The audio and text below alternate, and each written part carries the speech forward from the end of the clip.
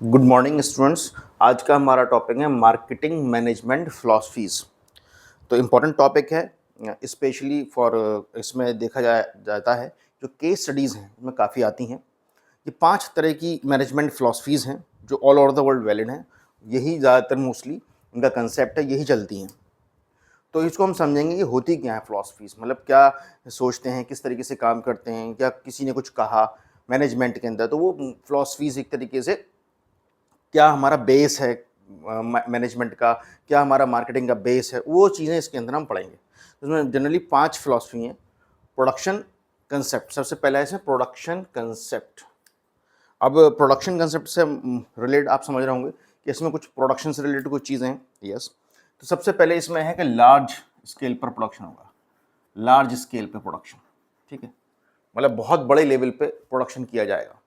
छोटे लेवल पर नहीं कि 200 गुड्स बना दिए, 300 गुड्स बना दिए, 5,000, इसमें लाखों भी गुड्स बन सकते हैं। तो लार्ज स्केल प्रोडक्शन होगा, यानी किस पे फोकस कर रहा है, प्रोडक्शन प्रोसेस पे फोकस कर रहा है।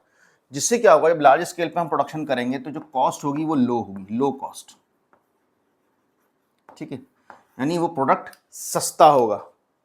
जब कोई भी प्रोडक्ट जब सस्ता होता है तो उसकी अवेलेबिलिटी बढ़ जाती है मार्केट के अंदर, अवेलेबिलिटी, ठीक है, मतलब वो आसानी से हर जगह अवेलेबल हो जाएगा।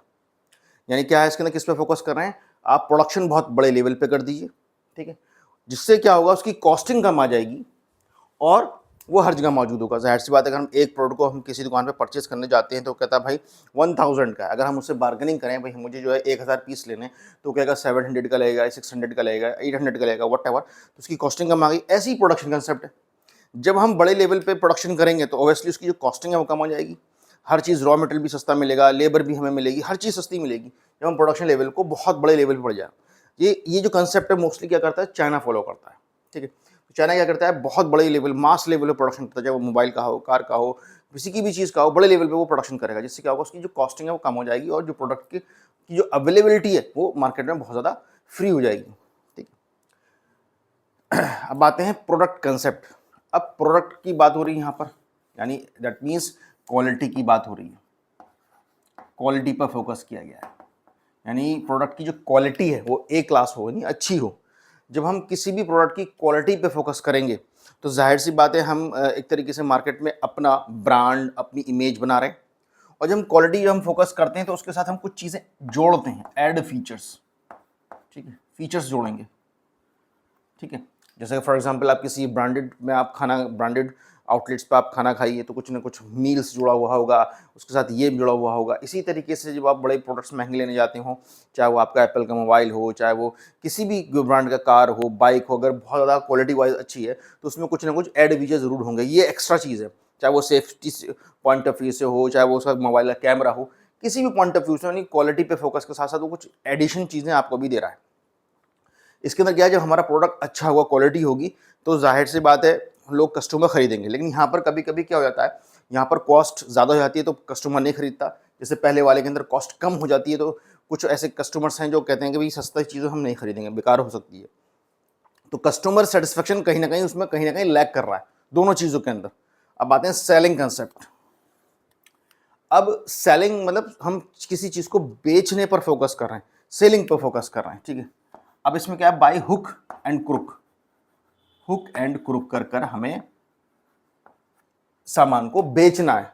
प्रमोशनल टेक्निक्स या प्रमोशन टेक्निक्स का यूज करना है, प्रमोशन टेक्निक्स का यूज करना है, सेलिंग टेक्निक्स का यूज करना है। टेक्निक्स का एक तरीके से मैं इसलिए कह रहा हूं कि एग्रेसिव, और अच्छी बात कहूँ तो एग्रेसिव टेक्निक्स का, एग्रेसिव, एग्रेसिव टेक्निक्स, ठीक है, बहुत जोश से, बहुत ज़्यादा फोकस तरीके से कि ये सबसे अच्छा ब्रांड है, हमारा सबसे अच्छी क्वालिटी है हमारा, मतलब कुछ इस तरीके से मार्केट करना कि सामने वाले जो कस्टमर है उसकी बात को सुन के फौरन अट्रैक्ट हो जाए, उसको बाय कर ले, ठीक है। अब इसमें aggressive technique, by hook and crook, कुछ भी कर कर आपको सामान को बेचना है, तो हो गया सेलिंग कंसेप्ट। तो मेन फोकस है वो किस पे है, सेलिंग कंसेप्ट के ऊपर। हमने जो प्रोडक्ट मार्केट में बना दिया, अब जाइए आप उसको बेचिए, उसकी मार्केटिंग टीम बनी, अब उसको सेल आउट करना है।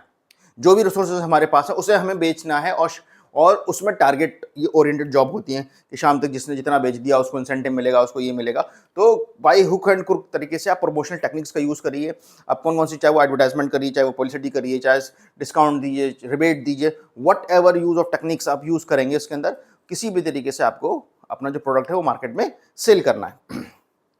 मार्केटिंग कंसेप्ट, इसमें बस एक चीज़ याद रखिएगा, ये बहुत ही अच्छा है। इसमें main focus customer satisfaction, customer satisfaction, ठीक है, कस्टमर सेटिस्फैक्शन। अब यहाँ पे कस्टमर की बात हो रही है, यानी कस्टमर के पॉइंट ऑफ व्यू से डिजाइन करना किसी भी प्रोडक्ट को, उसे कहेंगे कस्टमर सेटिस्फैक्शन, ठीक है। अब यहाँ पर जब हम कस्टमर सेटिस्फैक्शन की बात कर रहे हैं तो हम कस्टमर सेटिस्फैक्शन कैसे लाएंगे? Through market research. हम मार्केट में जाकर रिसर्च करें कि कस्टमर को क्या पसंद है, इन्फॉर्मेशन को गैदर करें, आसपास के देखें मार्केट में कौन कौन से प्रोडक्ट लॉन्चेस हैं, कस्टमर उसमें को क्या पसंद कर रहा है, क्या नहीं पसंद कर रहा।